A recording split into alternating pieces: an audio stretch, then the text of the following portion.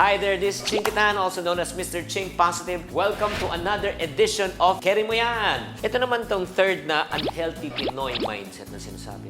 Mahirap lang naman ako Pinanganak kaming mahirap, mamamatay kaming mahirap. Wala akong magagawa. Pag tayo parating iniisip na para tayong mga biktima, para tayong kawawa, pag naawa ka sarili mo, wala ka lalong magagawa. Pero ito lang sabihin ko sa inyo, pagpapatunay na hindi yan nakikita sa kahirapan Karamihan na kasi ng mga milyonaryo, karamihan ng mga yumayaman ay nagagaling sa pamilyang wala. As a matter of fact, according to survey and study, 90% of the millionaires are first-generation millionaires. Like for example, si Lucio Tan. Ganoon din si Ginoong Henry C. At marami pang mga ibang mga bilyonaryo at mga trilyonaryo, karamihan po ay nagkumpisa sa wala. It's about for us to think, reflect, and apply. Ang tanungin natin sa ating sarili, ano ang pinagkaloob sa iyo ng Diyos ngayon na pwede mong gamitin? Kahit walang-wala ka, pwede ka pa rin pagpalain at gamitin ng Diyos para ikaw ay pagyamanin. This is Chinkitan saying, sa lahat ng mga problema pagdating sa pera, carry mo yan!